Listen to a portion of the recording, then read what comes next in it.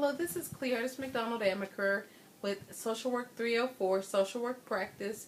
This interview is the motivational interview with my social work partner, Mr. Amaker. Hello, Mr. Amaker. How are you today? All right, how you doing? I'm well. Come on in and have a seat. Got a referral that you're here for PTSD. Kind of, if you don't mind, would you like to look at, review some of the things that you might have concerns regarding the series of events that you've been experiencing? Well, I'm just here because people refer me here. I don't feel like I have any problems. Okay. So why would an individual refer you here?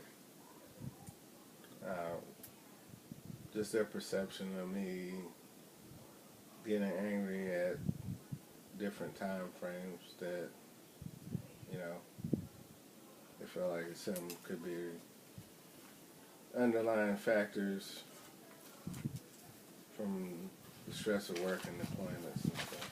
How many deployments have you been on? Probably 4 or 5 in the last 5 years. 4 or 5 in the last 5 years? Yeah. Okay, so during those deployments, did you have series of events while you were overseas that caused you to have some type of level of anxiety or anything? I mean, stuff is getting pretty violent wherever you go. I mean, people are dying in the States and stuff like that, so it's nothing out of the norm to experience different issues in a deployment environment.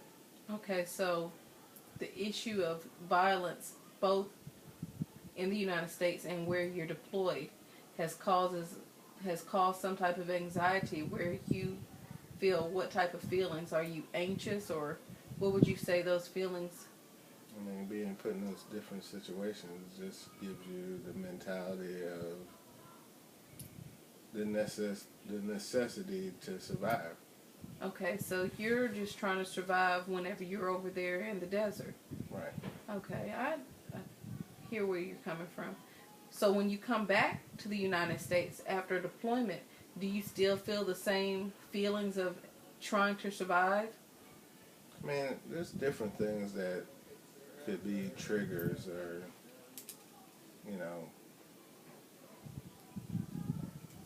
makes you feel like you're back in that situation where it's a hostile environment that can make you retaliate or lash out to where you have that over-aggression, I guess. So your hostile environment, I guess, it makes you feel like you have to be more aggressive in order to do what? Are you trying to secure your feelings? Are you trying to secure your safety, like you were saying when you were over there you felt that need? It could be securing feelings, securing safety, but just trying to maintain who I am and survive the situation to get to the next situation. So would you say, with you trying to get to the next situation, what are the positives that you look at when you're dealing with those situations and you kind of, like you said, it triggers some emotions and you go off? Those positives, what would you say would be a positive of you going off? Does it make you feel better? I mean, it just makes me feel like I maintain control of the situation. I guess that would be the positive. Okay. So those maintains of controls for you, what would you see would be the negative side effects of not having those maintained controls? Losing control, putting the situation in somebody's hands where it may compromise my safety, my security.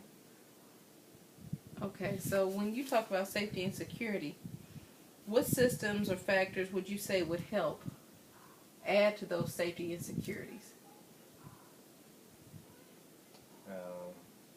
Never really thought about that, I guess. Never really thought about that? No. But you have thought about the fact that you feel unsafe, or you feel like you have lack of control over the situation, which causes you to lash out in that. Would you say an issue that you would have at the time would be the issue of maintaining communication? I don't think communication has a bearing on it.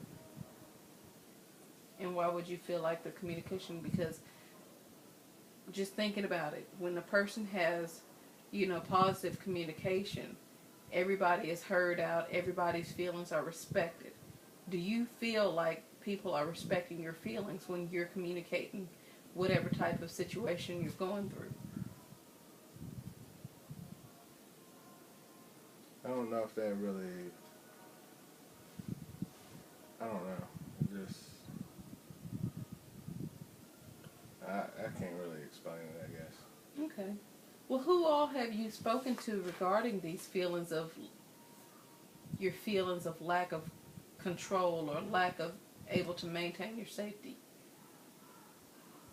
I've just been referred here. You've been referred here, so you don't have a support system.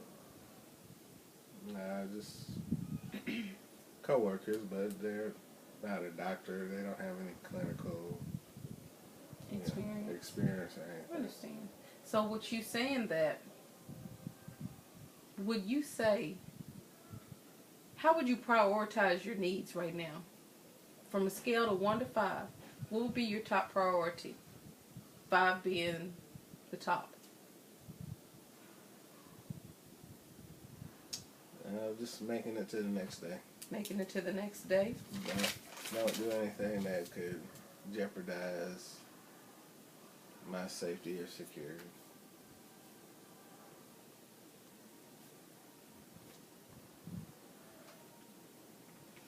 Not jeopardizing security.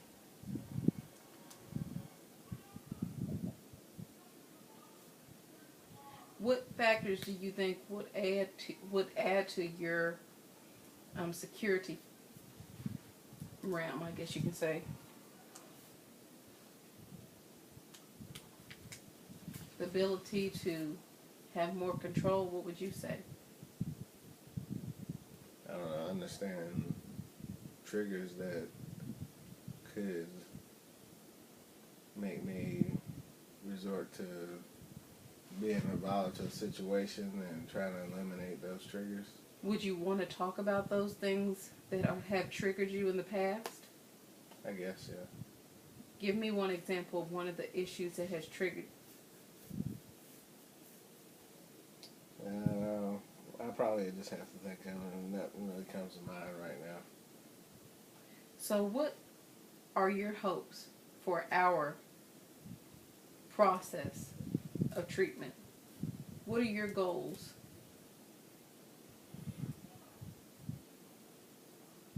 Just help.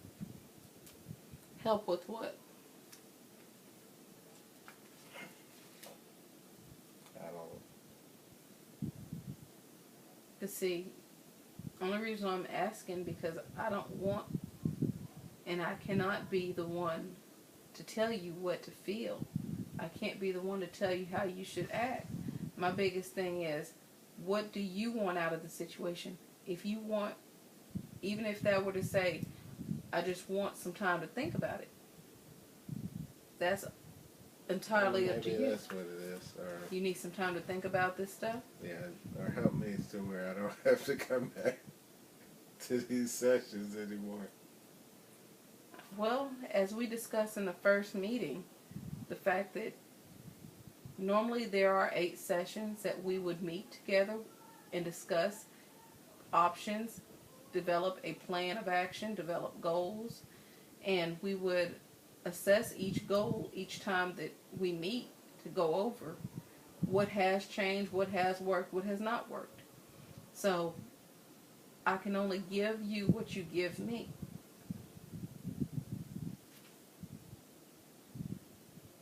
Well, I don't know. You have the referral, so I mean, you tell me what I need to work on. I always look at it like this. Because I'm not you and I don't know your full extent of series of events that have taken place, you are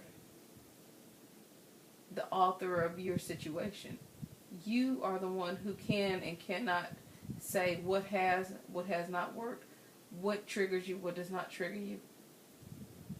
You get where I'm coming from? That my job is to assist with the planning, not to tell you what to do. Yeah, I understand. So if you were to say to me, like you just said a few minutes ago, maybe you need time to think about it, that is what I would have to respect.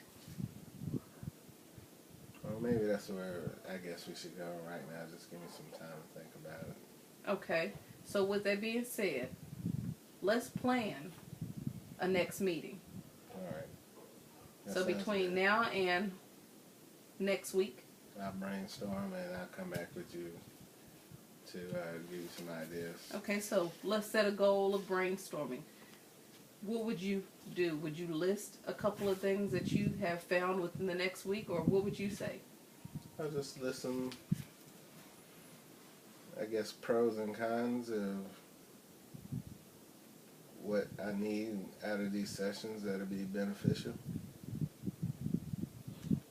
So what I'll write down here for the goal for the next week is that you will list a pro and at least one con of what this session can offer you. Does that sound good? Yes, ma'am. All right. So we will do that. And next week when we meet, you'll bring that back to me, okay? All right. All right. Thank you so much, and I hope that I'll see you next week, okay? All right. You Thanks. have a good one. You See you too. later.